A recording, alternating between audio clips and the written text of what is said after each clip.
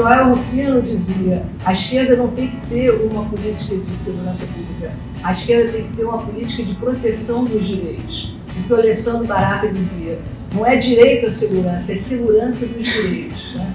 Olá, pessoal, bem-vindos ao 46º episódio do podcast Segurança dos Direitos, o seu podcast sobre segurança pública, direito penal, processo penal, criminologia e matérias afins. Bom, quem vos fala é Rafael Borges e hoje estamos aqui para fazer um episódio, para fazer bate-papo muito especial, muito interessante. Temos aqui quase toda a bancada, metade da bancada residente do podcast presente. Os queridíssimos Ricardo Krug e Caio não estão aqui hoje.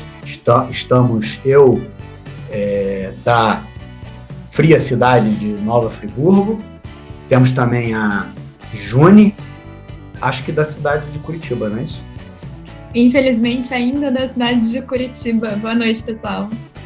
Temos o Thiago Selle, no Rio de Janeiro, passando um calor do demônio. E temos nossos convidados mais do que especiais, Maísa, falando, acho que do Rio de Janeiro, né, Maísa? Do Rio de Janeiro, na Babilônia política que vivemos aqui nessa cidade maravilhosa. Legal.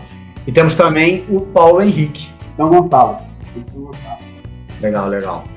Então estamos aí com a bancada completinha. O tema hoje, pessoal, a ideia hoje desse episódio é a gente falar um pouco sobre as repercussões no Brasil e no mundo, né? Desse episódio lamentável que aconteceu nos Estados Unidos, o assassinato do George Floyd. Bom, então a ideia hoje é a gente discutir um pouquinho nesse episódio as repercussões, né, nos Estados Unidos, mas no mundo inteiro, de forma muito particular no Brasil, do assassinato do George Floyd. Né? A ideia é a gente discutir um pouco sobre as reações que isso gerou, não só no movimento negro, mas em diversos segmentos da sociedade, esse debate sobre o antifascismo no Brasil, essa reação que o próprio governo Bolsonaro tem gerado, e esse momento político atual aí, galvanizado, enfim, potencializado por esse acontecimento lamentável. Para quem não sabe, George Floyd foi assassinado por um policial norte-americano, e a perícia oficial, né, feita a pedido lá do Estado, ela no início sugeria que ele tinha sido morto não por conta da asfixia do estrangulamento, mas porque ele era cardíaco e hipertenso, né? Quer dizer, a perícia foi aquela velha estratégia, né? A perícia oficial ela colocava aí o problema cardíaco e o problema de hipertensão do George Floyd como causa muito mais fundamental da morte dele do que a asfixia propriamente dita. Então a gente quer conversar um pouco sobre todos esses acontecimentos aí que nesse momento agitam ainda mais a cena política do mundo e do Brasil de forma muito particular. Só para lembrar vocês que nós estamos no Twitter, no perfil @segdireitos, e praticamente todas as plataformas de áudio, no iOS, no SoundCloud, no YouTube, no Spotify. Temos também um e-mail, que é o seguranca2direitos@gmail.com, de maneira que não faltam aí caminhos, ferramentas e alternativas para que a gente possa conversar, interagir com a nossa audiência sempre muito, muito qualificada. Bom, eu não vou gastar mais nem um minuto do ouvinte com a minha própria isolada voz para dar então início imediato do podcast Segurança dos Direitos, que hoje vem num formato de bate-papo, e hoje a gente recebe aqui dois ilustríssimos convidados que vão enriquecer muito o nosso debate, Maísa e Paulo Henrique. Então é isso. Bom, voltando. Então, eu queria pedir... a Maísa já esteve aqui no nosso podcast algum tempo atrás, né, Maísa? Se não me engano, uns 7 meses atrás. Uma conversa muito legal, um episódio que teve uma repercussão, que teve uma aceitação muito legal do público. Então, a nossa velha conhecida da audiência. Mas nem por isso eu quero que ela se apresente também, que ela dê aí o seu oi inicial aí para a galera, para a gente começar a conversar. Opa, obrigada, Rafael, pela recepção e pelo convite carinhoso de novo.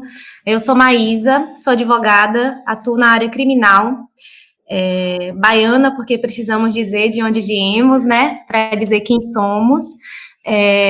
Sou mestre em Direito pelo FRJ. Atualmente, eu milito na Marcha Mundial das Mulheres e na Consulta Popular. Obrigado, Maísa, para nós, que é uma enorme satisfação ter você aqui conosco novamente, dividindo as suas reflexões. Queria agora passar rapidinho a palavra para o Paulo, dar uma apresentada para a galera também. E aí, Paulo? Meu nome é Paulo Henrique, também sou conhecido como PH, sou estudante de Direito, periférico, homem preto, e estou aí para tentar colaborar um pouco com esse debate. Antes de mais nada, muito obrigado pelo convite, é uma satisfação enorme estar podendo participar aqui com vocês. Sem dúvida nenhuma, acredito que vai ser um excelente programa. Legal, muito bom.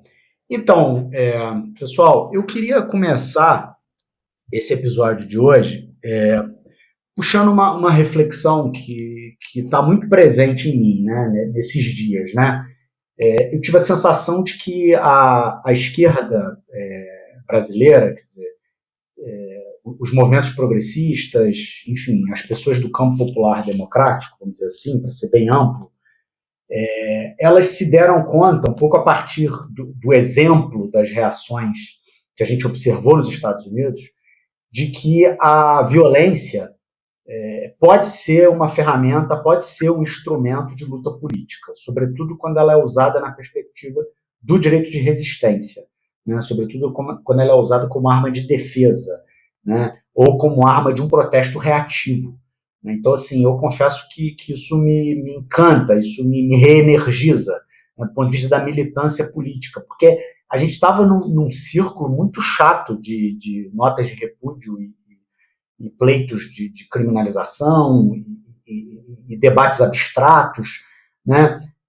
Eu vejo, claro, com enorme preocupação a presença das pessoas nas ruas, né, nesse momento de pandemia. Já via isso com preocupação nos Estados Unidos, que é o país número 1 em número de mortos, em número de infectados, né? E vejo isso com mais preocupação ainda no Brasil, né, que está aí também alcançando posições de destaque nesse ranking tão lamentável, né? Então vejo isso com muita preocupação. Mas, por um momento, eu abstraí essa preocupação e olhei para esse momento com uma certa... Abstraí a preocupação mais ou menos, mas, enfim, consegui olhar para esse momento com certo entusiasmo, com uma certa emoção, né? Eu queria ouvir um pouco de vocês, principalmente Maísa, Paulo, como que está sendo esse momento, quer dizer, de que forma vocês veem esse acontecimento nos Estados Unidos, a reação do povo americano, o envolvimento do movimento negro americano nessa frente, e as repercussões disso no Brasil, quer dizer, de que forma que vocês estão vendo isso, a partir do lugar de militância que vocês têm? Então, assim, acho que para a gente tecer análises, comparações, a gente precisa olhar a realidade como ela é, né? Então, nós temos leitos históricos muito diferentes entre Estados Unidos e Brasil, o que implica que a gente precisa fazer uma reflexão justa, honesta, a ponto de pensar que a radicalidade da atuação política em determinado contexto, realidade histórica, com suas condições materiais específicas, ela precisa ser pautada a depender do local, né, do território. Fala-se muito da radicalidade do movimento negro estadunidense por conta do modus operandi, né, de tocar fogo, e é um movimento muito bonito, assim, incendiário, nas duas formas de pensar, né, seja fisicamente, seja no que isso representa, no sentido de ser semente e provocar o aquecimento, né, das mentes e corações indignados com o racismo. Ao mesmo tempo, esse modus operandi, a gente precisa avaliar se a longo prazo, né, fazer uma avaliação de longo prazo, se isso nos trará frutos positivos para a luta do movimento negro, que, vale se dizer, o movimento negro brasileiro é um misto, né? São setores enfim, múltiplas visões políticas que fazem parte, que compõem essa grande frente, né, se eu posso dizer frente, mas que não é formada só pelo movimento negro unificado, por exemplo, que é a nossa grande referência, mas por outras tantas, né, franjas políticas que estão aí. Então, assim, nos causa uma admiração, assim, por conta deles terem tido a coragem de desafiar, né, o poder de Estado e chegar até a Casa Branca, né, acho que foi ontem ou foi no domingo, que teve parte da Casa Branca, da parte de fora, que foi incendiada também. Isso é um recado que se dá. No entanto, essa avaliação desse modus, dessa forma de atuação política no Brasil, eu não sei se os frutos seriam os mesmos. Acho que vale a pena a gente fazer uma análise com base na nossa história. O que não quer dizer que nós não tenhamos já feito coisas parecidas, né? Quantas vezes desceram na Avenida Brasil para fechar quando do assassinato, de uma execução sumária de alguém aqui no Rio de Janeiro, né? Falando especificamente daqui. Enfim, mas a nossa forma de atuação tem sido diferente. Violentamente pacífica ou não, talvez seja com base das nossas condições materiais mesmo de atuação. Mas me interessa muito entender essas franjas do movimento negro estadunidense, que eu não conheço, embora esse especificamente, embora a gente tenha histórico, né, de movimentos que surgiram nos Estados Unidos, Panteras Negras, etc., esse especificamente que está tendo um protagonismo, eu ainda não tive conhecimento de o que compõe, né, que grupos políticos são esses, né, para além do consenso do antirracismo. Então, enfim, é só uma provocação inicial. Legal. Paulo? Então, Rafael, eu pegando esse gancho aí que a Maísa trouxe, eu acho que quando a gente pensa no movimento negro, movimento preto aqui no Brasil, sobretudo na atualidade, basicamente a gente pensar a periferia, né? E a realidade da periferia é uma realidade que não existe possibilidade de pacificidade, né?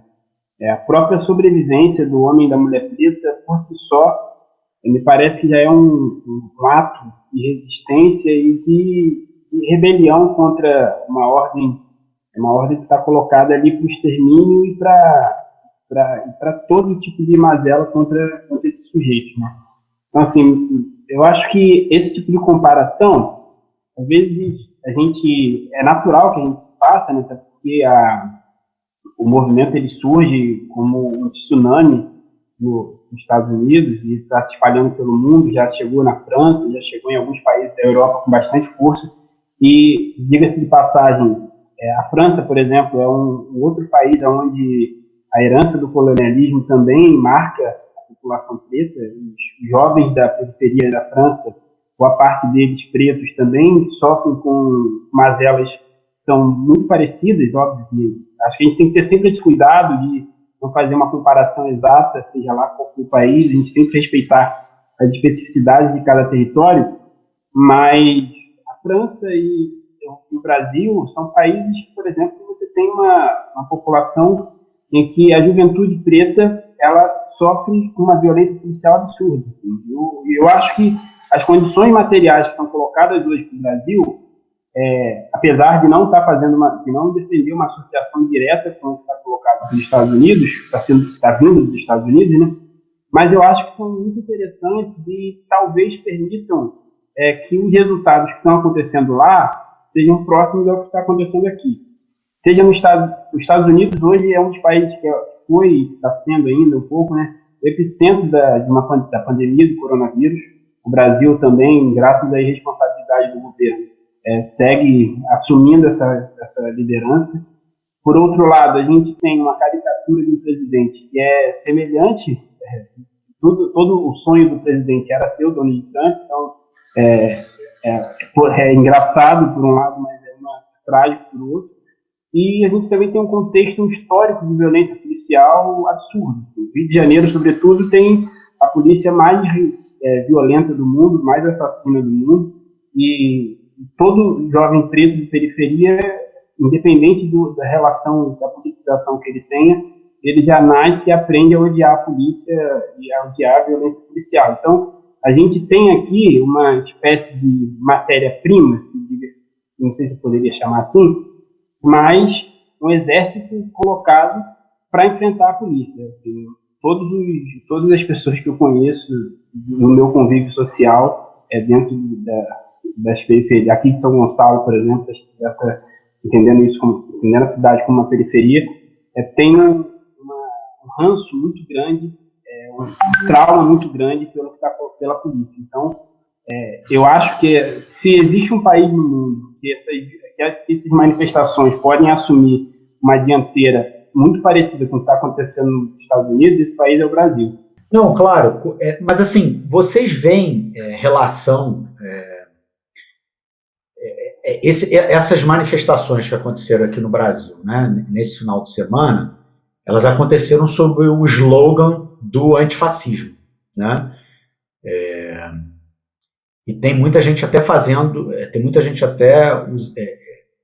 não sabendo fazer bem esse debate, né, do antifascismo e do antirracismo, né, até confundindo as coisas. Mas vocês veem nessas manifestações que aconteceram no Brasil esse final de semana, sob o manto do antifascismo, relação direta dessas manifestações que vem acontecendo nos Estados Unidos? Eu pergunto isso porque assim, o Brasil já teve e tem constantemente vários George Floyds, né?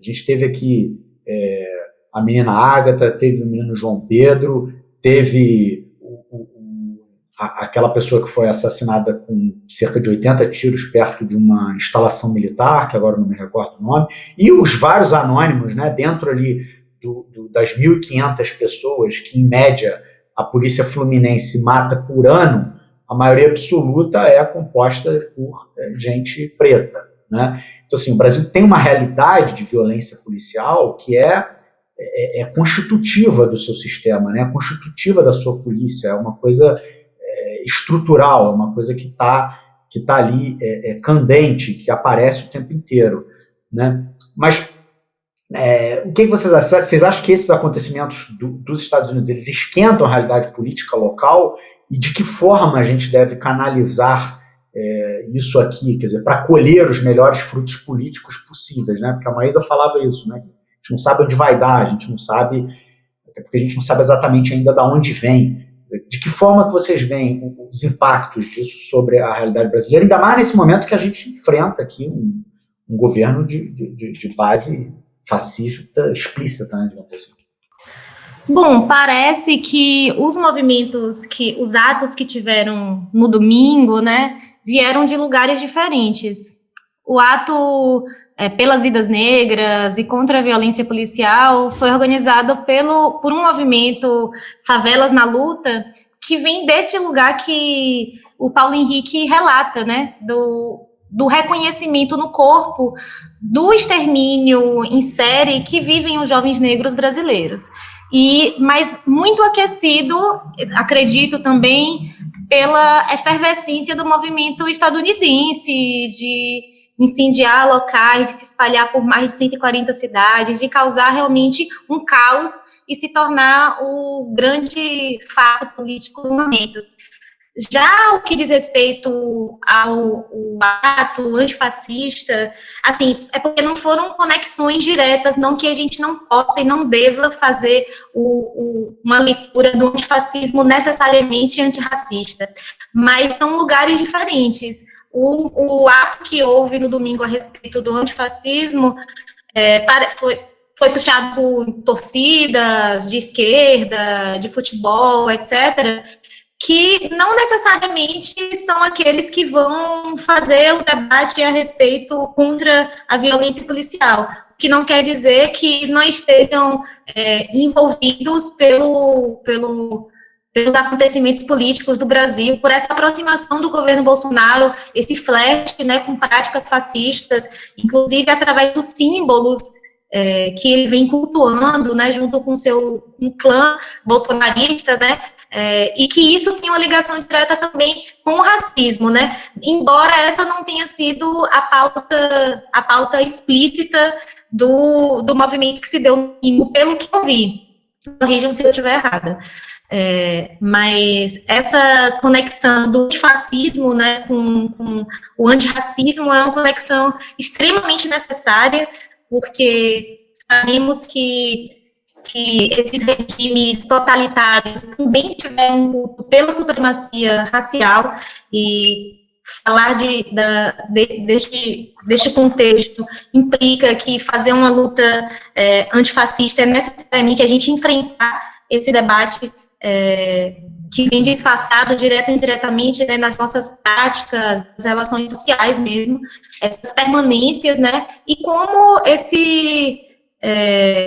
a história é cíclica, né, a história se repete, né, seja como fácil ou como tragédia, a gente tem visto essa ascensão, né, no mundo de práticas fascistas, né, mais protagonizadas, né, seja pelo governo Donald Trump, seja pelo governo Bolsonaro, mais atrapalhado ou não, flerta com essa história que nos parecia muito distante, mas agora vem se repetindo, né? E isso vem desde um processo de uma tentativa de aniquilamento da esquerda no Brasil, até o culto de ideais de supremacia racial e etc.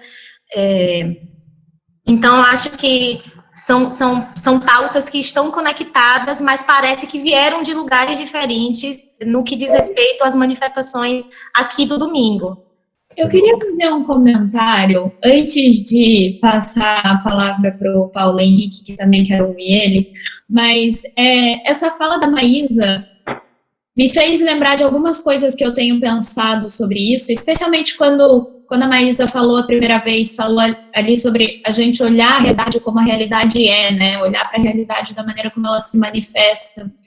E pensar também quais são as forças políticas que atuam hoje no movimento negro, mas nos movimentos sociais de um modo geral, tentar perceber, porque sabemos que nos Estados Unidos, pelo menos, foi um movimento de bastante vinculação política e inclusive acadêmica, né, com a esquerda, que talvez a gente não tenha visto historicamente no Brasil, pelo menos não no mesmo momento histórico, mas pensando nisso, nessas forças políticas que podem ou não podem atuar no movimento negro, eu acho que de repente, um momento bastante precioso, inclusive para a esquerda, de se apropriar dessas narrativas, inclusive a partir do antifascismo, né? Porque, afinal de contas, os discursos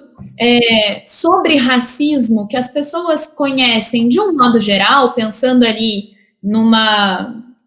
num senso comum, seria de que o racismo é uma questão individual, e não, né? Racismo é uma questão estrutural, e eu acho que talvez depende um pouco da maneira como esse debate é apropriado e realizado, para que as pessoas consigam assumir essa consciência sobre esse caráter estrutural do racismo. E aí é que eu quero chegar no ponto de ser um momento muito importante para a esquerda, esse momento de a gente estar fazendo um debate concomitante sobre fascismo e sobre racismo.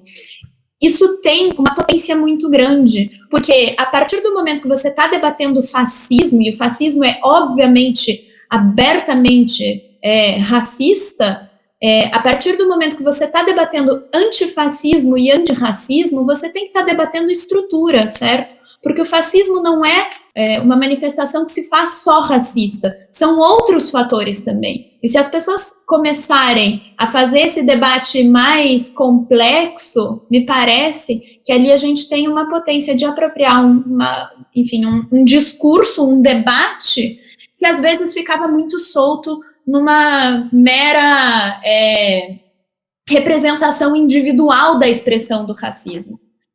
Eu acho que esse é o ponto que me parece interessante, assim, é um momento quase que inevitável, talvez, da gente debater racismo enquanto estrutura no Brasil e não ficar debatendo enquanto meras condutas individuais. Talvez aí a gente tenha uma potência para desenvolver as duas frentes da discussão, né? Porque tanto o antifascismo ajuda a levantar o debate do antirracismo, como da mesma forma, um antirracismo discutido a partir de estrutura ajuda também a levantar o debate do antifascismo. Legal. Paulo?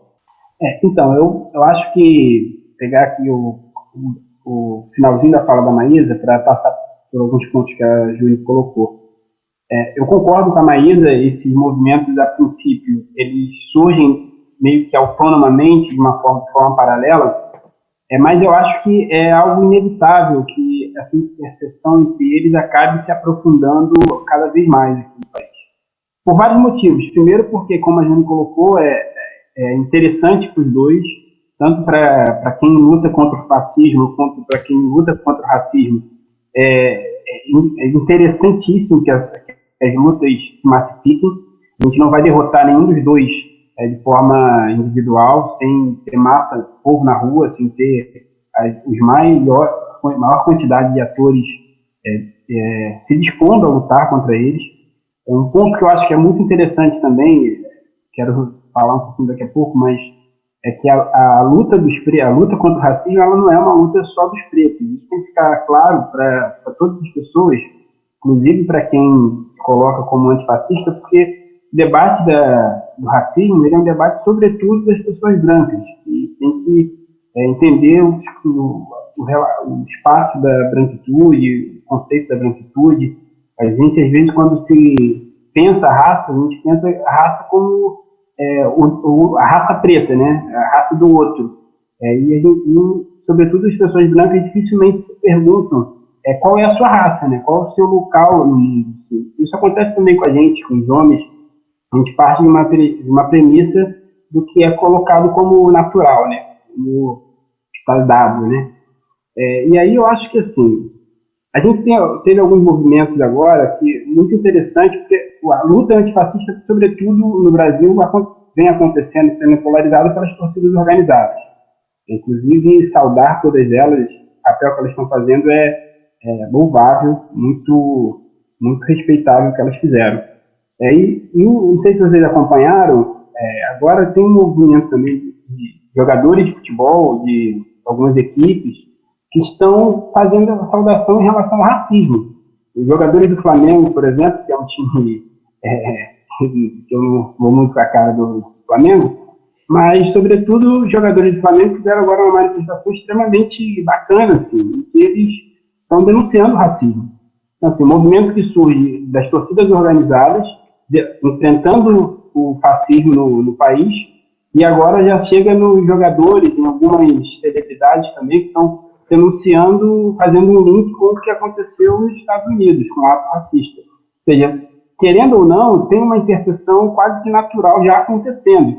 E em relação, um outro ponto que também acho que é muito central, é que os fascistas, como a Júlia colocou, eles são racistas. Porque a gente viu o circo de horrores que a gente viu acontecendo na frente do Supremo essa semana, com aquela senhora lá, com a Sarah Winter, não sei sinceramente como qualificá-la, mas é isso, assim, um retrato da Ku Klux Klan. Eles não são só fascistas, eles querem ocupar o espaço no polo sul do continente do que representa um dos maiores grupos racistas da história do mundo. Então, enfrentar esse câncer sobretudo, vincular as duas lutas. E eu concordo muito com a Júlia. Eu acho que o racismo ele não pode ser visto como uma patologia individual. Inclusive, Rafael, eu acho que esse debate de trabalhar o racismo como algo estrutural ajuda, inclusive, a gente não cair nas ciladas do punitivismo.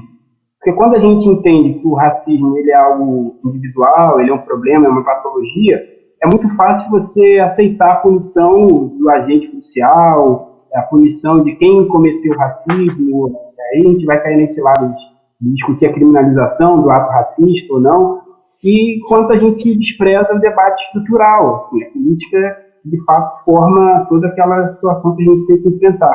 Assim. Eu acho que é muito por aí. Se a gente não entender que o racismo é estrutural, a gente fatalmente não consegue enfrentar, não consegue dar respostas para além do punitivismo. Boa. Eu vou querer avançar um pouco mais na questão do punitivismo daqui a pouco, Paulo, porque eu acho que é um tema muito caro para a audiência desse podcast. Mas eu queria fazer uma provocação para a Maísa e para o Tiago, que é o seguinte. A gente viu recentemente o Bolsonaro, numa das lives que ele fez, bebendo leite lá com os asseclas dele, né? Um gesto supremacista branco, que todo mundo está careca de saber o significado real daquilo, né? E é claro que aquilo gerou uma repercussão muito negativa e a desculpa, né, quer dizer, a justificativa para aquilo é que uma campanha lá do Dia do Leite, por conta dos produtores de leite e tudo mais. E esse debate ele não entrou na mídia hegemônica, né? Quer dizer, nem mesmo o Jornal Nacional, que está em oposição aberta aí ao Bolsonaro, nem mesmo outros jornais, quer dizer, manifestaram a contrariedade óbvia, evidente, ululante a essa desculpa que ele deu para a prática desse ato manifestamente racista, né? Eu queria ouvir um pouco a Maísa e o Tiago, começando pela Maísa, um pouco assim, o que é isso? A sociedade brasileira ela é visceralmente racista, de forma que não tem como a contrariedade a esse ato repercutir no debate público. Quer dizer, ainda estão testando as águas, quer dizer, é preciso ver se ele vai ultrapassar mais algum limite para que uma reação mais efetiva a esse tipo de gesto abertamente racista dele encontre eco. Como é que vocês veem isso, assim, em termos de repercussão no debate público? Bom, o racismo estrutural, né, ele se manifesta em diversos setores, né, seja na economia, no Estado, até mesmo nas relações subjetivas, né, nossas relações sociais. E para a existência, a reprodução do racismo dentro das nossas relações sociais, é imprescindível que haja hegemonia e que as instituições sejam também racistas, né? É o que se fala do racismo institucional, né? E para as instituições serem racistas, hegemonizadas, né, por pessoas brancas que têm como ideologia que beira também uma burguesia, né, que está presente nessas instituições. Então, para que o racismo ele se reproduza, ele precisa dessas instituições e ele precisa desses aparelhos do Estado que são ideológicos, seja a televisão, seja a mídia, seja o jornal. Então, óbvio que não há o interesse dessas instituições hegemonizadas por pessoas brancas e que não se comprometem e não se importam e não se incomodam com práticas racistas. É imprescindível que elas sejam hegemonizadas por pessoas brancas e por conta disso a reprodução se dá de forma mais tranquila, né? Não é possível que a gente consiga ter um racismo dessa magnitude que se tem no Brasil, né? Por isso a gente fala de um racismo estrutural e não individual e também não só institucional, sem que a gente tenha aparelhos de Estado que estejam muito bem capacitados para reproduzir ideologicamente essas questões racistas, né? Então, a gente precisa de uma economia capitalista que superexplore o trabalhador, a gente precisa de uma estrutura discursiva, né, que consiga reproduzir a indiferença a respeito da morte e do extermínio desses corpos negros. A gente precisa de uma mídia branca e burguesa que reproduza o racismo como um ato patológico, individual, quando é do interesse deles. A gente precisa desse tipo de camuflamento, né, através desses aparelhos, desses espaços da sociedade, que permitam que o racismo se reproduza de forma natural. E essa naturalização, né, é o que torna o racismo mais perverso, né? Naturalizar o racismo é isso, né? É pensar que utilizar a violência e a repressão contra esses grupos sociais negros de forma tranquila, e a burguesia não se incomoda com isso, com o número de mortos ou com o número do nosso encarceramento em massa. É a gente pensar a desagregação social, né, que a gente permite quando a gente não faz nada a respeito do extermínio da juventude negra, enfim, são formas perversas que vêm se aperfeiçoando com o tempo, seja por meio da subjetividade, seja por meio do Estado, seja por meio da economia, mas a respeito especificamente da mídia, do papel da mídia, né, diz respeito a muito isso, né, Rafael, a estabilidade desses espaços precisa que esteja reproduzindo ideologias que fazem parte do nosso seio social, né? Seja o racismo, seja o classismo, enfim, seja o machismo, e isso está muito presente quando a gente vê essa negação de espaços, né, de negros e negras, seja nas instituições, seja na omissão dolosa da mídia a respeito de casos como esse, né? Legal. Thiago? Veja, dialogando com a Maísa e com o PH e as falas que foram colocadas até agora, eu diria que, de fato, o racismo no Brasil e também nos Estados Unidos, um problema estrutural. E os nossos ouvintes que têm, geralmente, interesse em se aprofundar em relação a esses temas, eles devem entender, particularmente, o que significa esta estruturação do racismo do ponto de vista histórico. Eu tenho por hábito, na condição de marxista, tentar investigar os fenômenos, as questões do real, a partir da esfera produtiva. E, nesse sentido, é que eu oriento a investigação acerca do racismo enquanto um fenômeno, e mais do que um fenômeno, um processo histórico. Eu acho que essa é a questão fundamental, não apenas para a discussão desse evento em particular, mas para o pessoal interessado em criminologia, em teoria social, etc. Ora, se a gente for investigar a história do racismo, a gente necessariamente vai ter que investigar justamente a história do conceito de raça, né? Hoje em dia, já está mais do que verificado que não existem raças, né? Todavia, enquanto construção social, vejam que coisa interessante. O conceito de raça, modernamente entendido, ele tem a sua gênese aonde? Na Península Ibérica. Justamente os nossos colonizadores. Por quê? Porque, dado o processo de expansão mercantil e dada a necessidade de Isabel e de Fernão de consolidarem um Estado católico, um Estado cristão, precisava-se do quê? De uma medida para expulsar judeus e muçulmanos. Todavia, vejam a sacada. A sacada era a seguinte, mas eles podem simplesmente se converter ao catolicismo, né? Aconteceu isso, por exemplo, na Prússia com relação aos judeus. Eles simplesmente se converteram ao cristianismo de matriz protestante ou católica. Então, o que se fez? Se fez o seguinte, de fato, é possível se converter, dada a expulsão de 1492 dos judeus e a de 1502 dos muçulmanos. Entretanto, começou-se a se criar a ideia de que você é católico pela sua linhagem. Isso, inclusive, foi absorvido pelo Torquemada numa mudança do processo de Inquisição. Vejam que esses termozinhos vão aparecer em processo penal. Vejam que essas estruturas de perseguição que ontologizam o sujeito, ou seja, ele é essencialmente judeu, ele é essencialmente muçulmano, a Inquisição contra o diferente, elas vão ser ressignificadas quando? Do quê? Do processo de conquista, porque os povos nativos eram tidos então como inferiores, e no tráfico de escravizados.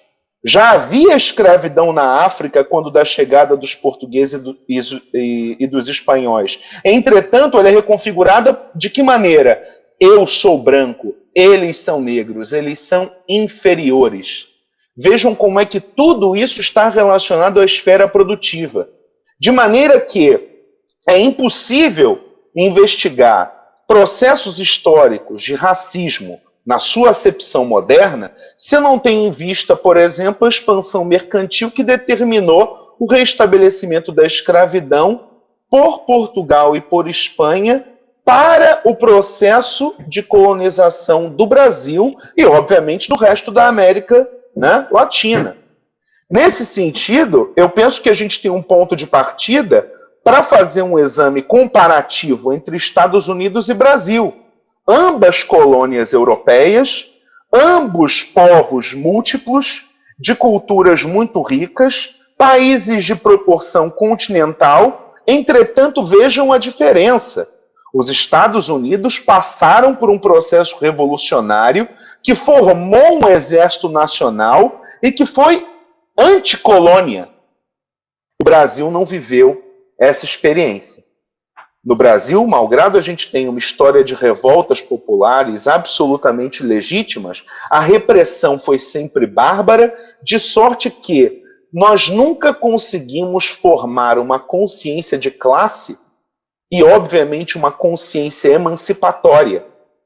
Veja, o aparato repressivo do Estado justamente foi formado não apenas para garantir, de maneira abstrata, a reprodução do modo de produção, mas, mais do que isso, como o modo de produção se estruturou no Brasil e o aparato repressivo do Estado foi utilizado num país em que a pobreza e a cor da pele se misturam para inviabilizar possibilidades de organização e, portanto, possibilidades concretas de luta pela emancipação. Inicialmente uma emancipação política e, em seguida, uma emancipação humana. Veja que o povo, no Brasil, sempre sofreu essa mediação específica extremamente racista, em que o negro é empurrado, por quanto também pobre e miserável e por quanto trabalhador, para as zonas periféricas. E essas zonas periféricas sofrem intervenção estatal brutal, no sentido de repressão direta, seja pelo poder penal alternativo, que está nas mãos das milícias, seja pela via institucional, pelos processos de criminalização. Então veja a dramaticidade em que a gente se vê. Não há possibilidade emancipatória a curto e médio prazo porque simplesmente não há possibilidade clara de organização.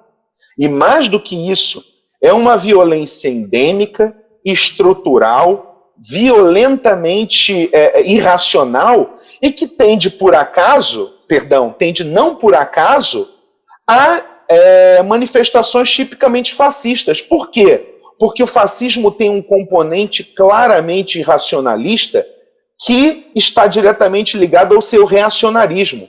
O fascista sempre aponta em direção a um passado idílico, que nunca existiu, e que é referenciado a um padrão que ele projeta enquanto aquilo que ele quer construir. No caso do governo vigente, o padrão é claro, heterossexual, branco e cristão. Tudo que fuja a esse padrão tem de ser violentamente combatido. Não é por acaso que esses movimentos começam a pipocar agora, a partir do futebol, que, com toda a alienação que perpassa, é diretamente ligada às massas populares. É o único prazer que essa gente tem, é assistir o raio de uma partida de futebol no domingo. E vejam também, só para concluir, o efeito dramático que isso tem para alternativas econômico-distributivas. Porque, veja, a população que mora em zonas periféricas, que mora na favela, tem uma tendência muito clara de ver o Estado pela sua imediaticidade, que é justamente o quê? O braço armado da polícia. Não é por acaso que campanhas neoliberais de Estado mínimo têm sido tão frutíferas. Menos Estado. O Estado tem que ser reduzido. Ora, o sujeito que mora na favela, que só conhece o Estado quando é para tomar tiro ou porrada, ele olha para isso como uma novidade, como algo que vai emancipá-lo. É isso mesmo, menos Estado. Eu quero, poder sobreviver. Vejam como a discursividade é toda manipulável. E veja como é que a ideologia, por quanto ideologia, tende a naturalizar esse estado de coisas. Então, a minha leitura dos movimentos atuais seja nos Estados Unidos, seja no Brasil, é a seguinte: considero eles absolutamente legítimos. Ah, mas tem violência física, tem povo na rua no quebra-quebra. Queridos, se vocês ainda não entenderam que a violência é a parteira da história, né, que se muda a história efetivamente pelo braço, na porrada mesmo, eu nunca vi alguém chegar e fazer uma revolução política ou social pela via do diálogo. Por quê? Por uma condição muito simples: quem está no poder quer manter o poder. Isso desde Maquiavel, né? Então, eu diria o seguinte: o futuro dessas manifestações depende tão somente de uma coisa, de que elas consigam, na pedagogia da luta, formar saldo organizativo. Do contrário, como todas as manifestações políticas, vão acabar se dissolvendo, né? Porque as pessoas esquecem, é natural, tem de voltar ao trabalho, ainda mais nesse estado de pandemia. É muito fácil separar, é muito fácil pulverizar esse tipo de evento político. Então eu diria que o grande desafio é constituir saldo organizativo que expanda os horizontes, não apenas de uma demanda moral, para uma demanda efetivamente coletiva, comunitária, consciência de classe. Eu acho que é disso que depende o futuro e a nossa capacidade, evidentemente, de responder ao bestalhão que ocupa a presidência da República e os seus asseclas. Né? Beleza, muito bom. Então, Maísa e Paulo, eu queria perguntar a vocês o seguinte: como que, um pouco surfando na onda da colocação do Thiago, como que a gente faz para levar esse debate para a periferia? Quer dizer, e aí, desculpa um pouco, eu quero que vocês contem para a gente um pouco como é que está o estado de coisas dessa situação hoje. Esse debate já não está na periferia, mas não reverbera. Quer dizer, a periferia está participando da resistência? De que forma não está? Tem como avançar? Como que é possível integrar todas essas pessoas, né, nessa grande frente, de forma que a gente consiga colher frutos políticos interessantes desse processo? Como que vocês estão vendo isso? Então, Rafael, eu acho que esse debate, essa colocação do Thiago foi extremamente importante, porque ela ajuda a gente, a partir de fazer uma discussão que eu acho que também é muito cara para esse debate. Eu acho que a gente tem que, antes de mais nada, entender o que a gente vive uma sociedade, além de ser dividida em classes, é dividida também em zonas. Tem um autor que eu gosto muito, que é o Fanon, e ele vai fazer uma caracterização justamente da ideia de zona do ser e zona do não ser. E aí a gente começa, a partir dessa discussão, entender que determinados atores, eles simplesmente têm a própria concepção de humanidade negada. E a partir do momento que você não é humano, todas as violações em tese, contra os sujeitos de direito seriam tidas como exceção, contra esses sujeitos elas passam a ser a regra. Então, todo o cenário que a gente vive na periferia hoje é um cenário de um Estado policial, um Estado em que a morte está na pauta do dia. Assim, o que eu vejo como caminho para dialogar com esse território é a educação popular, assim, é o trabalho de base, e é algo que a esquerda, infelizmente, já abandonou há muito tempo, né? Assim, os próprios... Aliás, já abandonou não, mas enfim, tem muita dificuldade para continuar, né? Exceto alguns trabalhos como do MST, do MTST, de algumas frentes populares, os próprios cursos pré-vestibulares também são iniciativas que levam esse debate para a periferia. Então, quando eu passo a crítica, eu também não gosto de deixar espaço para generalizações, mas certo é que muitos debates que a gente faz dentro do campo acadêmico, eles não chegam para a periferia.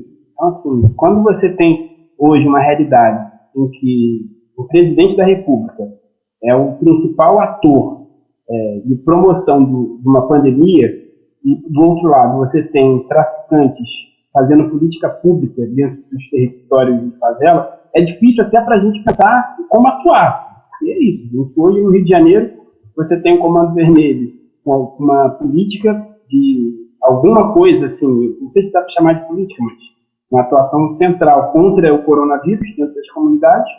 E você tem, do outro lado, o Bolsonaro, o Ito, agora o Crivella aqui na cidade do Rio, São Gonçalo também, prefeito, enfim, várias cidades do Brasil afora, simplesmente negligenciando e naturalizando todo o cenário de morte que está colocado. Então, hoje, inevitavelmente, eu acho que a nossa posição, enquanto militante de esquerda, é convocar a periferia para enfrentar esses governos. Assim, não tem outro caminho e demonstrar que o genocídio, o que aconteceu com o menino João aqui em São Gonçalo, o que aconteceu com os outros favelados que morreram no Rio de Janeiro, é uma realidade que vai continuar acontecendo, porque, infelizmente, se o coronavírus e as vítimas do coronavírus, o coronavírus, eu tenho falado, que ele é um vírus que, diferente do vírus fardado, né, do vírus da PM, ele não é tão seletivo quanto a PM. Ele alcança seres humanos. A PM, quase que 100% só mata não humanos. Então, as vítimas extremamente corretas. É o preto, o pobre, o favelado, o moleque com aquela característica certa. A gente não consegue imaginar qualquer possibilidade de uma criança morrer dentro de uma casa na Zona Sul do Rio de Janeiro, ou dentro de uma escola na Zona Sul do Rio de Janeiro. Então, eu acho que esse tipo de diálogo é importante ser feito, mas também, Rafael, eu vou ser muito honesto contigo. Eu acho que, como o Luiz Gama colocava, todo escravo que enfrenta o seu senhor, ele age em legítima defesa. Então, eu acho que também passou do momento da gente olhar para esses atos com receio de defender a luta do povo. A gente tem muito, às vezes, principalmente a gente que parte de um debate jurídico, fazer um debate cheio de dedo, não, mas será que eu estou incentivando? Até porque a gente estuda o direito penal, sabe que tem alguns institutos bizonhos, né, como, sei lá, uma apologia, uma citação e tal. São instrumentos, inclusive, para evitar que a gente possa mobilizar essas lutas. Então, acho que chegou a hora da gente realmente estar dialogando com o povo, denunciando essas mazelas para mobilizar o povo, tentar minimamente abraçar essa onda e tentar sair daí com uma organização. O que você acha, Maísa?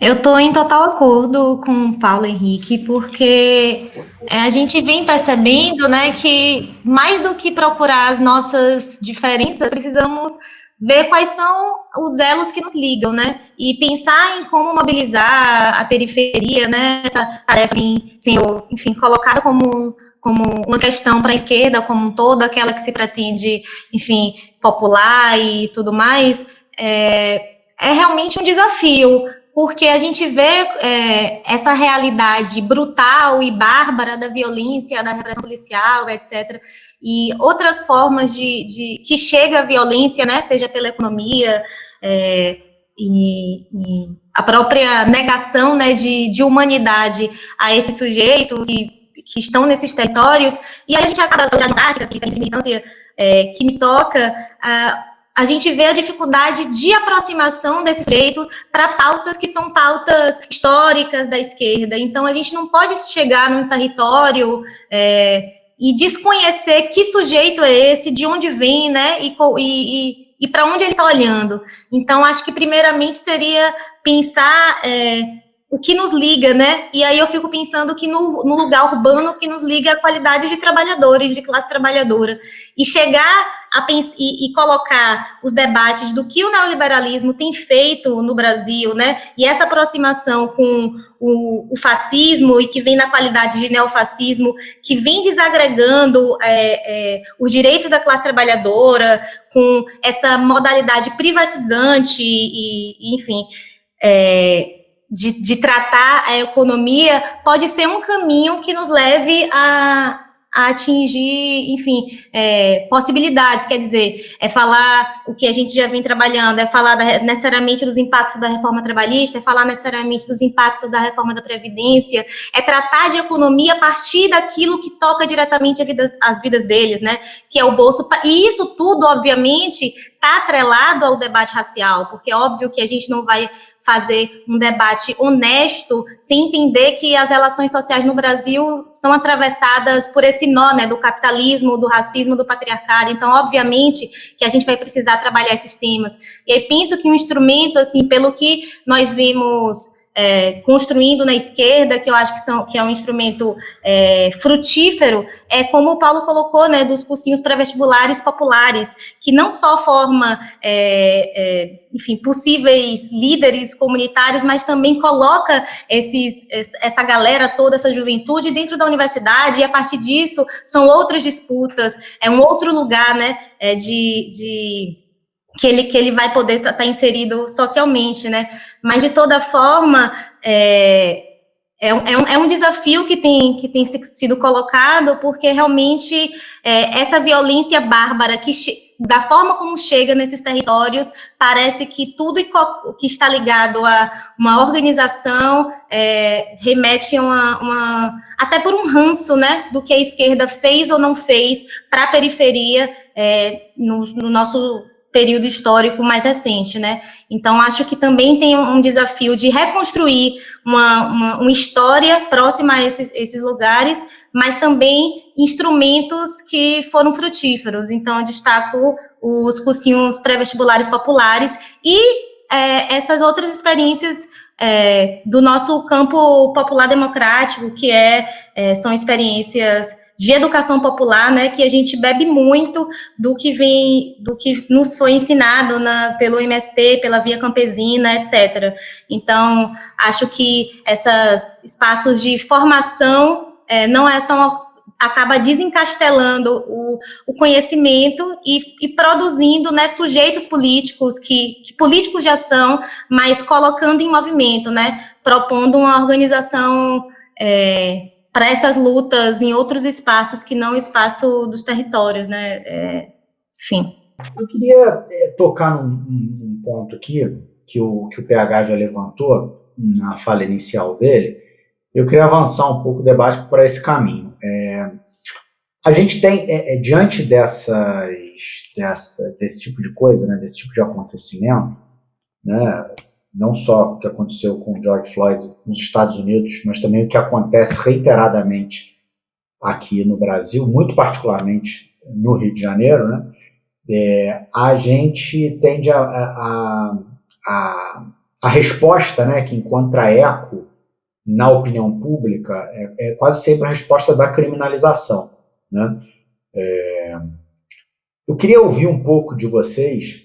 O que vocês acham disso? Quer dizer, isso é porque esse podcast tem um horizonte abolicionista e a gente sempre tenta falar muito de abolicionismo aqui, falar muito da inutilidade do sistema penal e da forma como ele se coloca e como é que ele no fundo e no raso, uma máquina de produção de dor e sofrimento e controle social. Mas, de fato, a gente se coloca diante de certas situações em que o reclamo da criminalização ele acaba parecendo uma coisa legítima mesmo, né? Como é o caso desses episódios. Recentemente eu estava relendo um texto do Nilo que ele falava sobre exatamente um pouco isso, sobre esse dilema, né, que os direitos humanos vive, né, permanentemente quando ele encontra a pena, né, como solução do esforço político dele, como solução da luta, da energia política que ele emprega num determinado sentido, né? A hora que os direitos humanos encontram com a pena, aquela hora é a hora mais delicada, é a hora mais enfim, difícil de superar, é a hora mais... E eu queria ouvir um pouco de vocês. O que vocês acham disso? É uma grande viagem que eu estou falando? Isso faz algum sentido? Quer dizer, o que vocês acham que deve ser discutido? O que o movimento negro pensa disso? O que se discute? Eu queria ouvir de Maísa e de Paulo nesse aspecto, principalmente, quer dizer, o que passa na cabeça do pessoal, e depois queria ter uma visão assim, um pouco mais criminológica também de todos vocês, mas um pouquinho de Thiago, de Júnior. Júnior hoje está surpreendentemente falando pouco, estou preocupado. Espero que ela intervenha logo aqui. Vamos lá. Não estou falando pouco, não. Eu estava ouvindo e ponderando. Tinha várias reflexões que eu queria fazer, que foram mais ou menos satisfeitas no sentido especialmente da fala da Maísa, dessa última fala da Maísa. Mas, enfim, eu vou deixar os dois responderem primeiro. O seu questionamento foi mais direto, eu só queria avisar que não estou silente por motivos outros que não estar prestando atenção nas considerações dos colegas.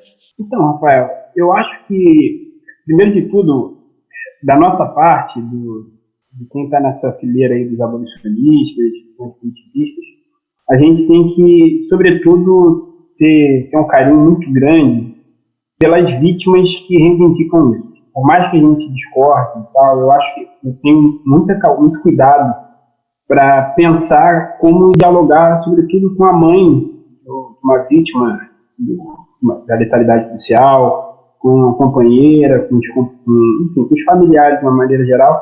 Eu acho que, por mais que eu entenda que a mera prisão desses policiais ela não traz um resultado significativo contra o racismo em si, na verdade ele acaba justificando uma ideia de que não é racismo, olha só, os policiais estão até sendo presos, eles foram condenados, olha só que coisa legal, o cara vai ficar X anos preso e vai continuar morrendo gente. Acho que, sobretudo, eu expresso, antes de emitir qualquer opinião sobre isso, eu acho que a solidariedade e o respeito a essas opiniões, por mais que eu seja contrário, tem que ser muito grande. Agora, eu faço esse debate até para dialogar com os irmãos e irmãs pretas que entendem diferente.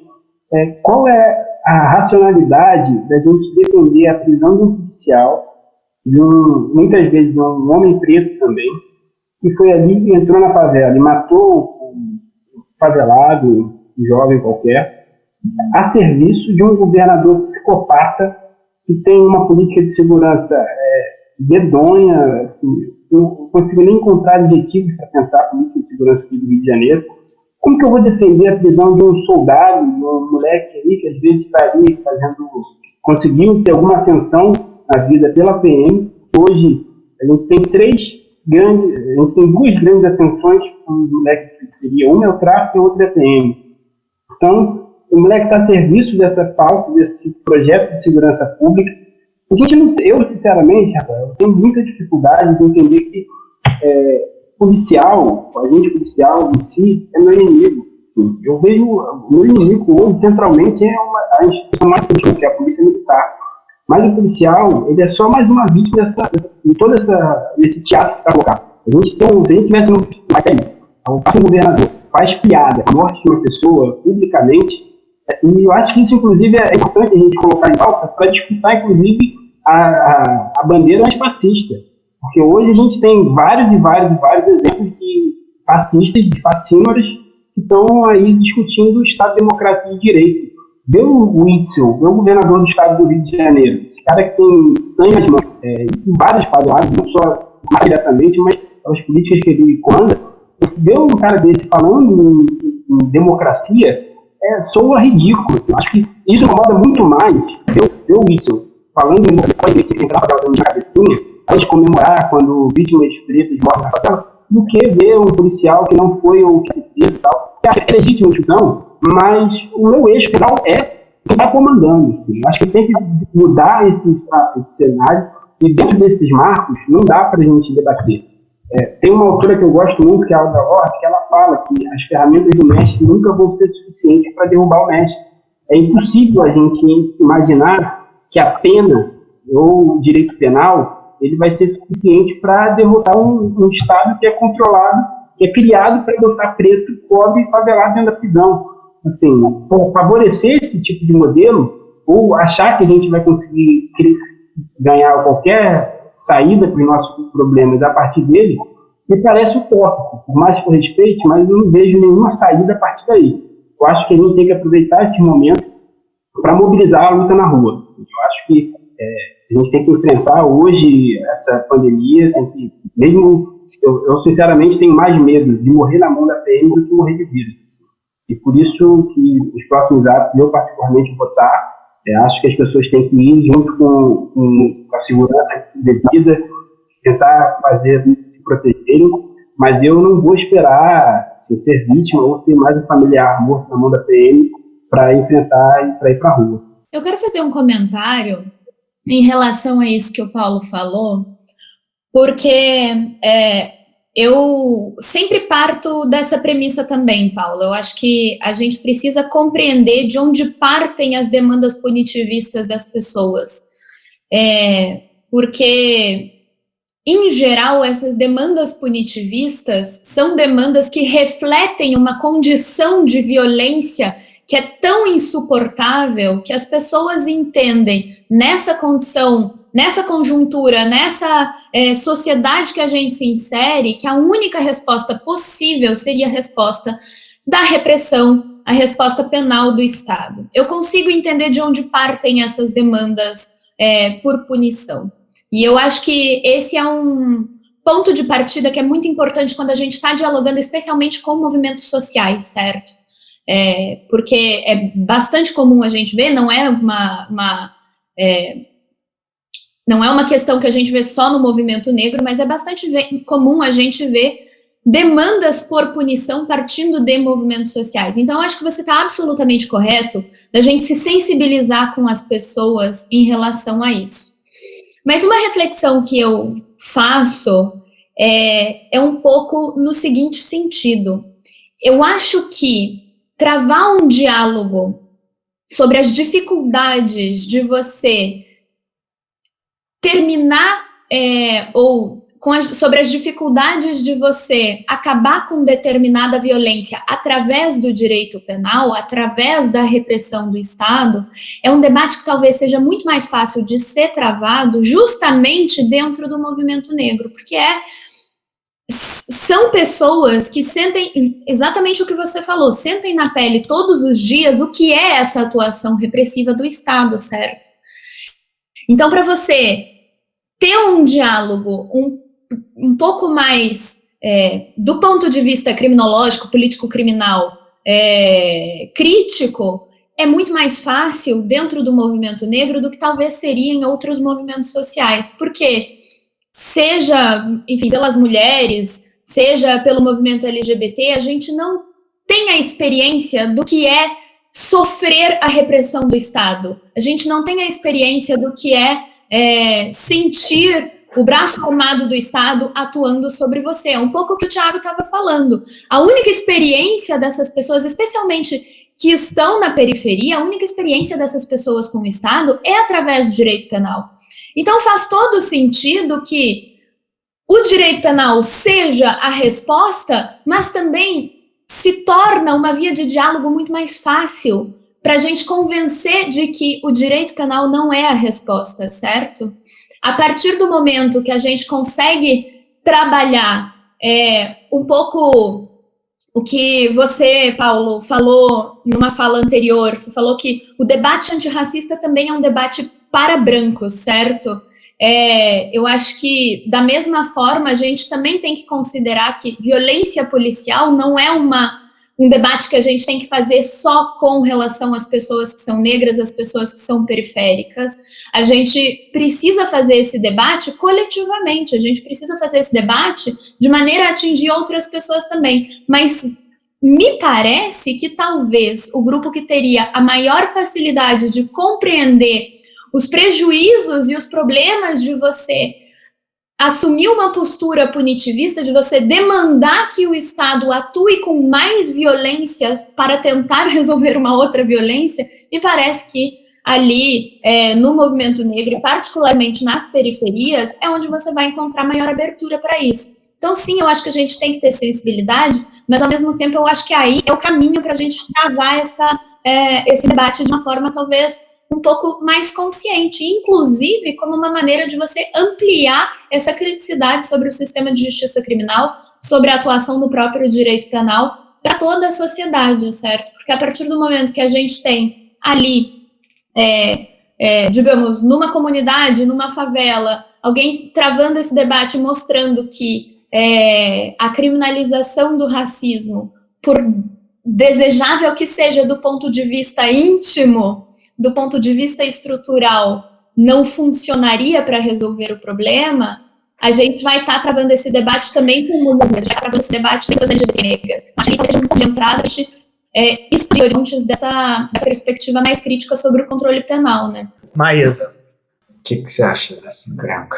Então, eu quero falar especificamente do que toca ao punitivismo que negros e negras, porventura, possam aplicar nas suas práticas, no que diz respeito a essa vivência, né, do braço armado do Estado, da repressão, né, como prática de disciplinamento, né, desses grupos sociais, assim. Que é isso, é muito difícil, como o Júnior colocou, fazer um debate, e Paulo Henrique colocou antes também, fazer um debate antipunitivista, especialmente para a população negra, que vê diariamente a repressão, a forma, enfim, o que a gente costuma chamar atualmente, a palavra que está na moda da necropolítica, né, esse modus de conduzir a repressão e a violência bárbara, né, de fazer morrer e deixar viver aqueles conforme desejáveis ou não desejáveis para uma estrutura social.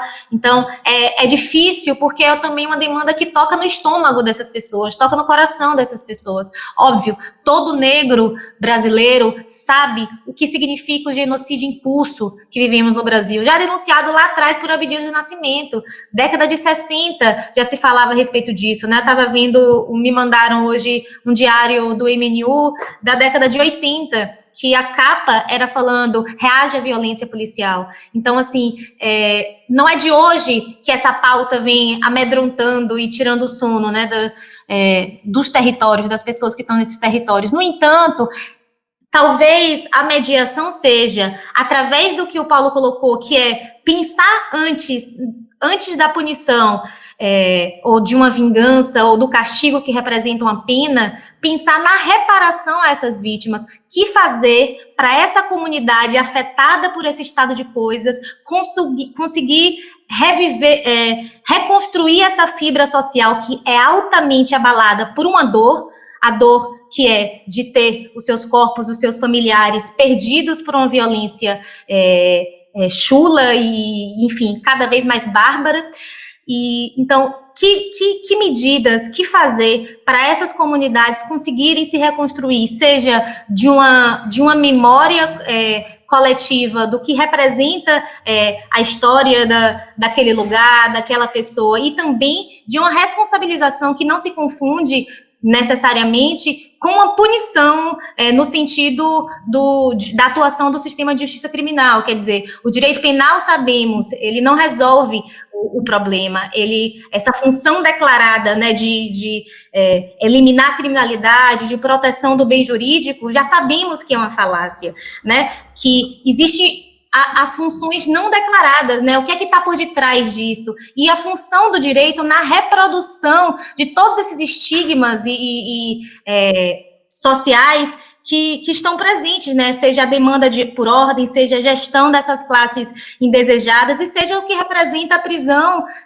enquanto um porão, né, que deposita os destroços do capitalismo, ou seja, aqueles indesejáveis, os que não conseguiram ser incorporados para o trabalho, aqueles enfim, são os que não destroçados da previdência social também, são esses que vão ser colocados que vão passar pela malha do sistema de justiça criminal, além de negros e negras, né, que sabemos a forma que opera, né, essa tecnologia, essa violência que é como um ritual, né, que elege a eleição racial, é o grande bode expiatório de atuação do sistema de justiça criminal, né. Então, assim, além de pensarmos um processo de responsabilização aí, seja na esfera civil, enfim, ou numa responsabilização que diz respeito a uma construção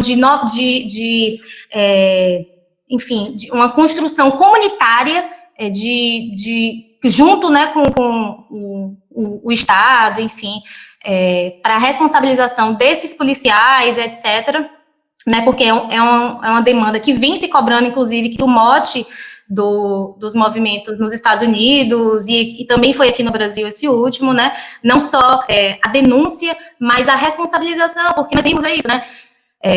Não que necessariamente a prisão seja a resposta, mas nós não temos nenhum compromisso do Estado, ainda que não seja pela prisão, de responsabilização efetiva desses sujeitos, né? De conseguir fazer com que ele se responsabilize por aquela dor que foi provocada àquela comunidade e que provou uma desagregação daquele tecido social. Então, acho que pensar, talvez, uma ponte para se falar sobre isso, para além da falência, enfim, do método penal e do sistema da prisão, né, como forma de resolução dos conflitos sociais, é pensar, a prisão não vai conseguir responsabilizar esse sujeito, nem torná-lo mais consciente a respeito da reprodução do racismo nas suas práticas, enfim, no excesso de autoridade em determinados atos. Então, se a prisão não resolve, que modos vamos pensar? E isso aí é um desafio, né? Mas é compreensível que essa demanda punitivista venha com tanta força, porque, como eu disse, é uma demanda que vem do estômago, que toca o coração dessas pessoas. Então, acho que é uma tarefa muito grande, assim como também é no estômago e também é no coração a demanda punitivista que vem dos grupos de mulheres, né? Então, a gente percebe é o que eu chamava, né, de um feminismo carcerário, que é essa demanda incessante de prisão, né, dos homens a respeito das violências de gênero que nós mulheres sofremos, né?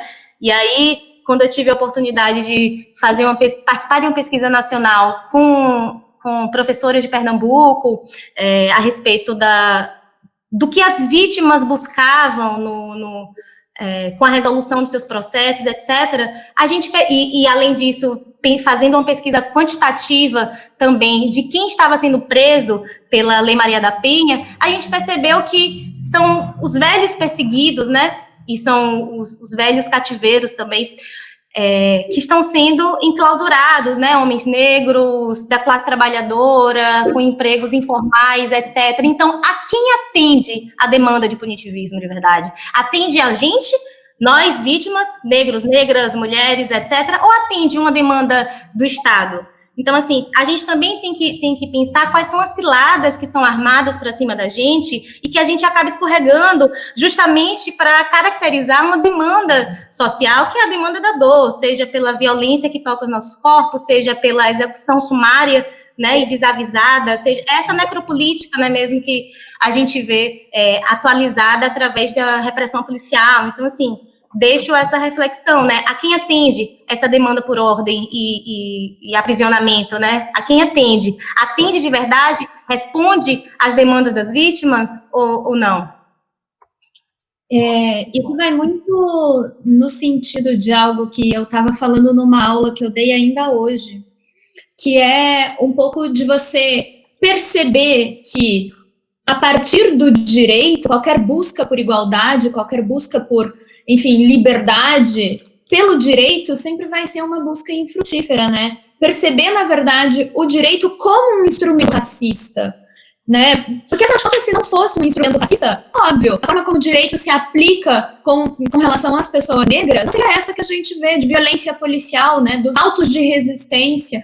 Se não fosse um direito racista, não seria um problema, não veríamos 60% das prisões brasileiras lotadas de pessoas negras. Então, acho que isso é fundamental, entender que o direito é inerentemente racista. Ele é uma espécie de continuidade por vias, por assim dizer, democráticas, da mesma exploração dos negros que a gente via nos processos escravizatórios. Então, lembrar disso é bastante importante, lembrar que o direito é racista é bastante importante. E entender que não se trata, então, de usar o direito racista para promover uma pretensa igualdade, mas de justamente tentar materialmente suprimir essas condições de desigualdade às quais essas pessoas são submetidas, que é isso que a Maísa lembrou, né? E o Paulo Henrique também, quando estava falando dos enfim, dos pré-vestibulares, de dar acesso a essas pessoas. Existem formas de você materialmente suprimir as desigualdades das pessoas que não passam pela via penal e sequer passam pelo direito necessariamente, porque o direito é uma ferramenta que vai sempre reproduzir aquilo, aquela sociedade na qual ele foi forjado. E se é uma sociedade racista, ele reproduz esse racismo, por melhores que sejam as leis, por mais atentos que sejam os operadores do direito, mas são todos operadores humanos, certo? Todos operadores que estão inseridos em uma lógica racista e que vão, eventualmente, acabar reproduzindo essa lógica racista através de uma ferramenta que é inerentemente racista, certo? Tiago, faz um comentário aí sobre essa questão. Não, tô de acordo com tudo que foi dito até então, e acho que é preciso demarcar claramente, sempre que a gente vai fazer alguma intervenção política, é preciso que a gente saiba com quem a gente está falando, que espaço a gente está ocupando, quais são as nossas possibilidades de diálogo, e mais do que isso, qual o tom da nossa fala, né? E acho que com a lei de cotas, a gente perdeu uma grande oportunidade, que é justamente materializar o papel da universidade. A universidade é espaço de transmissão de conhecimento, de pesquisa, portanto, produção de conhecimento e de extensão, né? Todavia, se você for observar as universidades brasileiras, e aqui eu me refiro às públicas, que são as universidades que efetivamente produzem pesquisa, na maioria dos casos, a gente explora muito pouco as possibilidades de extensão, né?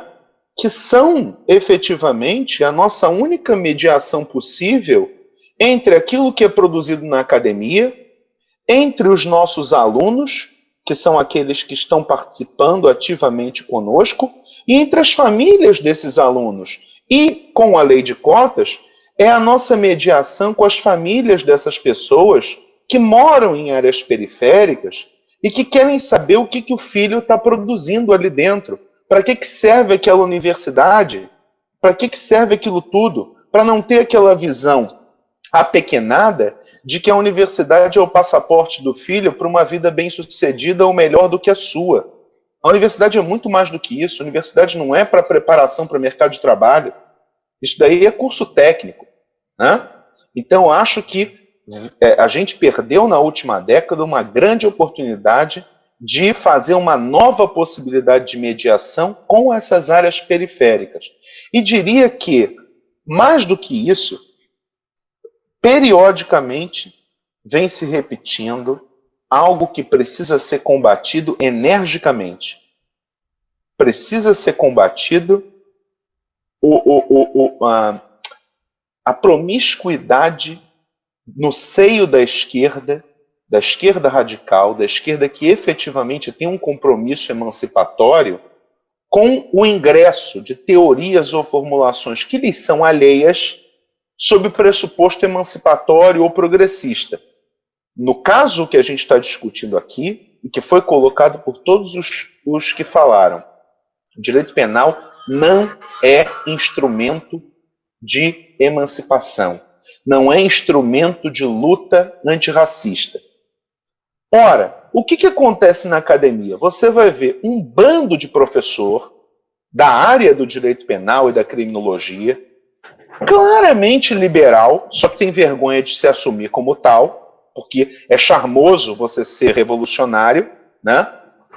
E que defende coisas tão imbecis quanto o direito penal simbólico. Meu Deus do céu! Sabe, século XXI, são 300 anos de dados sobre o direito penal e ainda tem gente defendendo esse troço.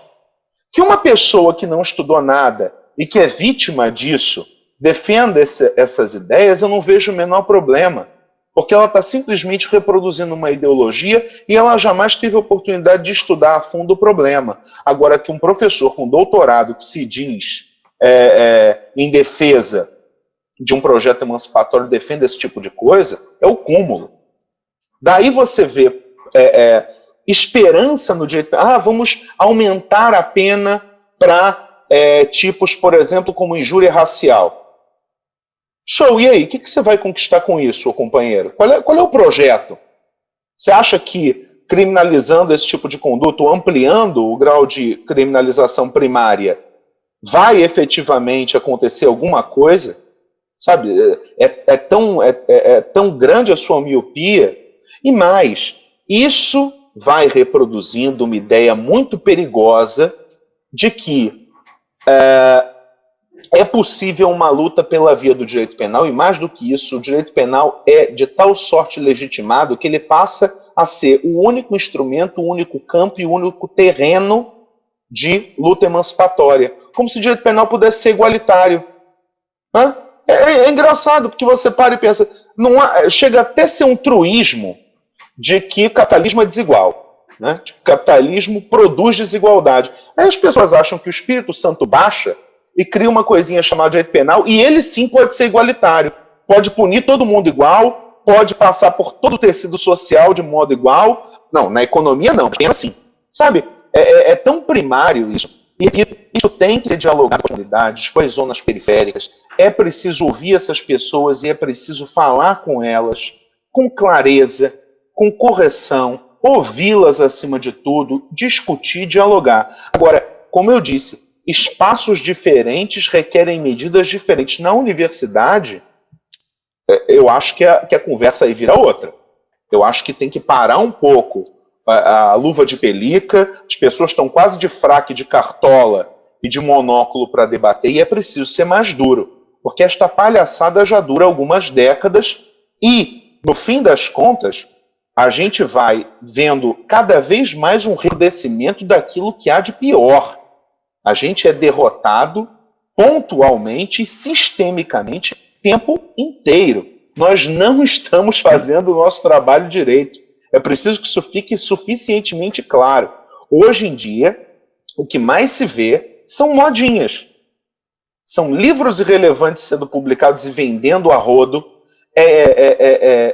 Vídeo de YouTube de pessoas que não têm o menor preparo e o menor comprometimento, cumprindo um papel pseudo-emancipatório.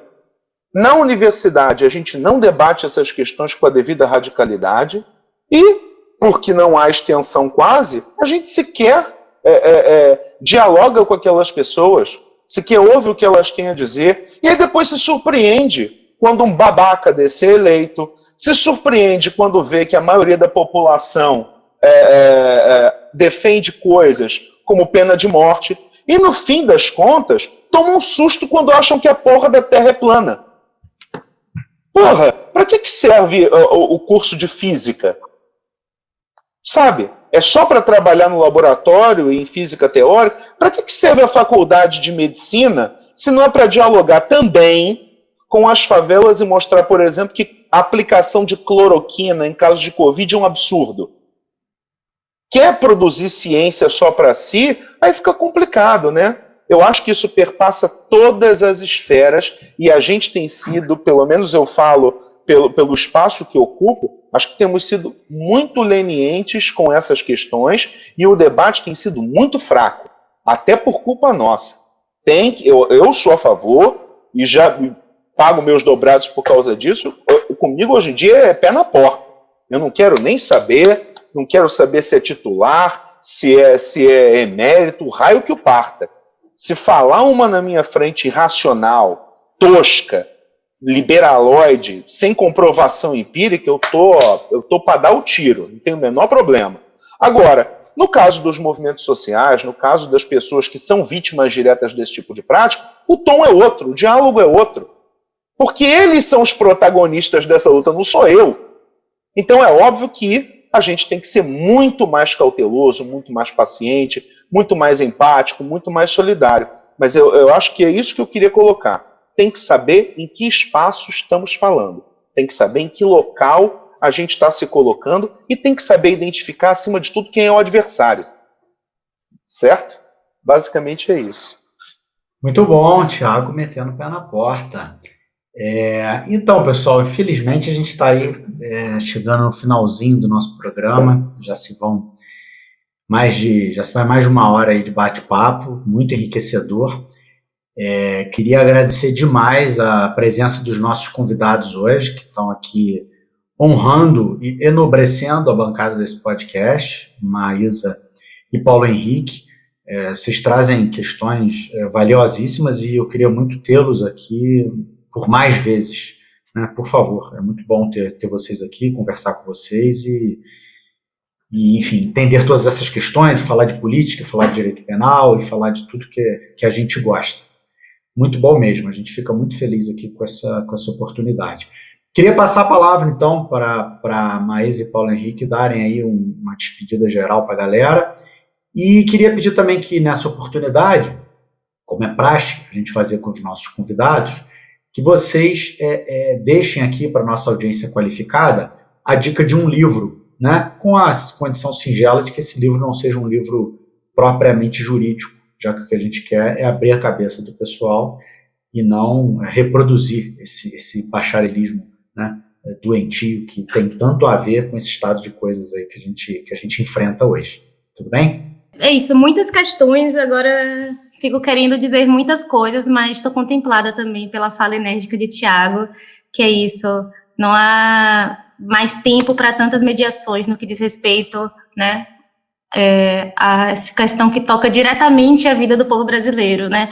Mas, assim, o que eu queria falar, por último, é talvez resgatar o que até o próprio Tiago colocou mais cedo, a importância da gente atentar para esses modos de produção como, essencialmente, aqueles que vão ditar a ordem das coisas, né, e por isso falar de racismo estrutural, seja no Brasil, seja nos Estados Unidos, e todo esse turbilhão que vem acontecendo, é a gente falar das permanências escravistas, resultado da transição do escravismo colonial e dos resquícios, né, do colonialismo enquanto constituição do sujeito negro de forma hierarquizada e a construção do sujeito moderno como homem branco, proprietário, etc.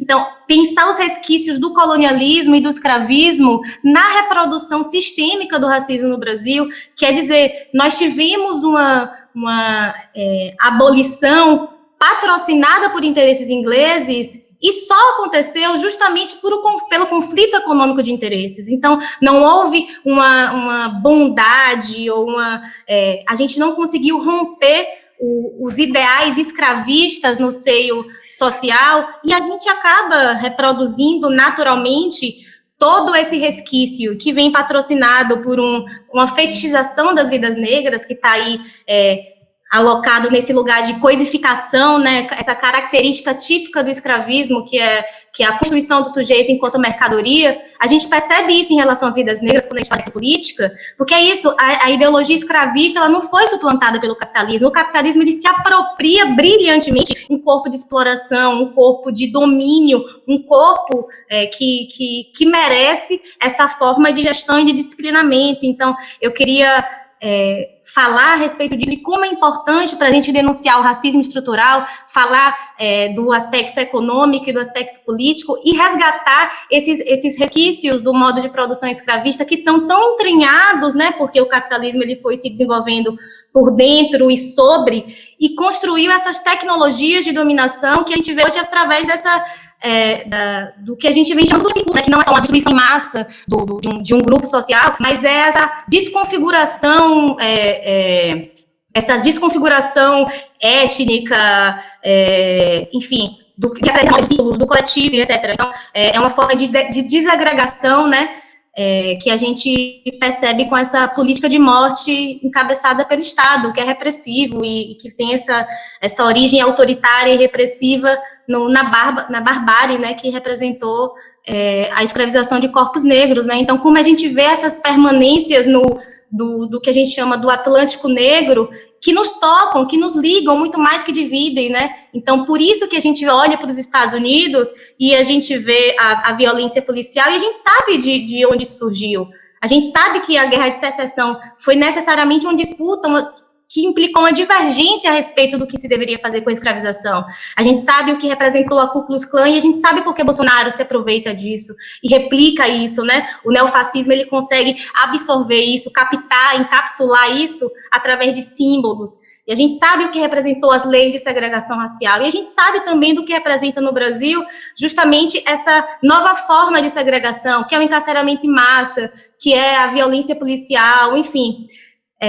Então é isso, né? Mas principalmente acho que fica como memória desse episódio para a gente que pensar no negro, a gente precisa pensar no sujeito histórico, né? Um sujeito que vê o sujeito negro enquanto sujeito histórico é resgatar o papel dinâmico e coletivo que ele teve nas revoltas sociais, e não nos colocar no lugar de subalternos, que aqui a gente é passivo e que a gente não sabe fazer revolução. Sabemos que a República de Palmares foi o único episódio do momento colonial que conseguiu de verdade desagregar politicamente, militarmente, todo e qualquer aparelho colonial e dominador. Então, a gente sabe por que também foi exterminado, a gente sabe por que foi tão repressivo. Então, acho que a gente resgatar essas memórias de luta social e pensar que ferramentas, né, o que é que a gente vai usar a partir de agora para ter um saldo organizativo de longo prazo. Eu fico muito animada com o processo político que a gente vive, porque eu acho que é uma ótima oportunidade para a nossa esquerda, né, revisitar esse papel que precisamos cumprir em relação às vidas negras. Então, precisamos cumprir, estar cada vez mais próximos dos territórios, precisamos fazer campanha de solidariedade, e não é uma solidariedade SA das empresas, do lucro, enfim, da mídia, é uma solidariedade popular, e a solidariedade popular é feita com o povo, para o povo, e pelo povo. Quer dizer, a gente precisa ver que necessidades são essas, e é isso que o Thiago mesmo colocou, é pegar esses médicos, precisamos ter atuação na época da pandemia agora, com o território X, é pegar nós, advogados, que precisamos ser também populares, e ver a respeito, enfim, seja da violência policial, seja do auxílio emergencial, falando especificamente da pandemia. Então, assim, pensar que a gente tem uma tarefa muito grande pós-pandemia, mas especialmente nós temos um desafio maravilhoso, que é saber comunicar novamente, né, essas demandas antifascistas com a demanda antirracista.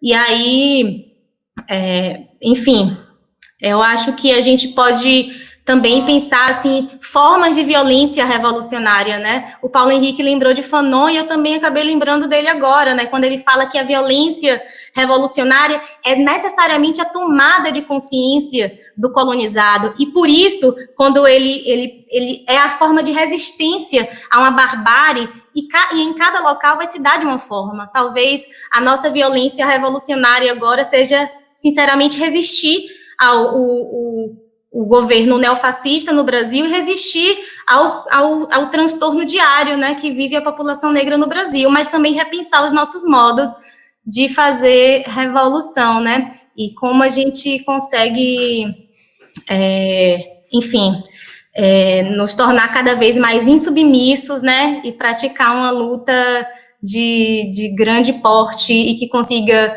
derrotar não só o racismo, mas necessariamente o capitalismo e todas as outras formas dominantes de exclusão e de, enfim, é isso. Legal. Tem um livrinho pra gente? Então, eu acho que posso indicar a biografia de Malcolm X, né, já que está sendo tão falado sobre não confundirmos, né, a reação do oprimido com a violência do opressor, legitima, né, esse lugar de reação, e acho que a gente tem muito a aprender, não só sobre a vida dele, mas sobre a história do racismo nos Estados Unidos. Acho que é uma bela leitura. Queria agradecer muito ao convite e a oportunidade de estar com amigos aqui para debater um tema tão caro e urgente, enfim, para todos nós que estamos nesse lugar, né, de resistência ao neofascismo, ao racismo, etc. E foi muito proveitoso. Obrigada mesmo. A gente que agradece. Paulo, com você, então, dá um tchau para a galera e deixar aquela dica de livro aqui para nossa audiência qualificada. Então, vou começar aqui pelo livro, porque eu ia indicar esse também, que a Maísa acabou de indicar. Eu acho que um outro livro que é muito bacana também, que me ajuda muito, é um livro do Akin Mbembe, A Crítica da Razão Negra. Também é um livro que vai ajudar muito aí a audiência do programa. E aí pegar um pouquinho, assim, para me despedir, um pouquinho no final da fala do Thiago, eu não me apresentei no início, acabei não falando no início, mas eu sou educador popular também, sou enfim, tenho um trabalho dentro do campo da cultura e da educação popular, e lá na faculdade, Thiago, estudo na Faculdade de Direito da UF, histórico de resistência e contra fascismo, nos últimos anos, falei exatamente o que você falou, assim, acho que embaixo todas as problemáticas que você colocou, realmente a universidade ela tem que entender o papel de luta e se colocar como um quilombo do povo, né? E a gente hoje desenvolve um projeto lá bem bacana, é o pré-vestibular do Turno de Gama. Inclusive, deixar aqui um abraço para todos os professores, nossos alunos. A gente tem cerca de 500 alunos todo ano lá na faculdade, funcionando aos sábados. E a gente pega justamente isso, a gente tenta fazer um debate com o direito e com o princípio de Paulo Freire para dialogar justamente quebrando essa máxima de que o direito tem que ser um instrumento punitivo, tem que ser um instrumento de repressão de uma maneira demasiada. Eu concordo com isso. Acho que professor que se coloca como inimigo do povo e quer brincar, não só professor, eu acho que figuras públicas também. Chegou um momento em que as organizações de esquerda elas têm que ter, não dá mais para aceitar organizações de esquerda agitando o punitivismo como se isso não fosse nada. Tem que ser denunciado enquanto racista. Eu acho que figura pública que vai denunciar, que vai fazer palanque a partir da prisão, a gente tem que colocar também na mesa o que se representa. Porque não dá para você, de um lado, estar falando que defende preço, e do outro está falando que defende prisão. Eu acho que são coisas que não dá para a gente também aceitar isso calado. Acho que a indignação do Thiago me contemplou muito e não dá para a gente naturalizar isso. Eu queria, só para finalizar, para ser bem sucinto, deixar um verso aqui para vocês, não sei se foge um pouco da relação do programa, mas se por ver, depois vocês podem editar. É mais ou menos assim. Um dia eu parei, olhei pro céu. Um dia eu parei, olhei pro céu. Eu olhei para saber, meu Deus, qual é o meu papel? Eu parei para saber, fala, Deus, qual é o meu papel? Nesse mundo de escravo, de senhor, de opressão, de covardia, fala-me Deus, por que tanto mal restou? De opressão, de covardia, fala-me Deus, porque o mal continuou. Sou liberto, mas pro mundo da injustiça, eu já sou sentenciado, seja lá qual for a acusação. Na verdade, eu carrego em minha cor. Na verdade, eu carrego em minha cor. Carrego no meu cabelo a corrente que você me amarrou. Carrego na minha orelha os nomes que você me xingou. Carrego no meu nariz o cheiro de podre da senzala. Eu carrego em minha boca um grito que ecoa e não se cala.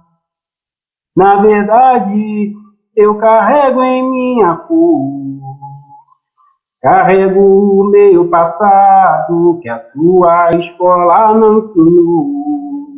Carrego minha capoeira que tanta história me contou. Carrego nas minhas costas o lucro de quem me sequestrou. Na verdade, eu carrego em minha cor a vida de cada criancinha que a sua PM assassinou, o sonho de cada favelado que Vossa Excelência condenou. Na verdade, eu carrego em minha cor, carrego a justiça de Xangô, liberdade e paz pros meus irmãos. Bota fogo na casa grande, corre sim, corre senhor. Sua princesa me enganou, mas Andarizumbi me libertou. Haha. Muito obrigado, gente.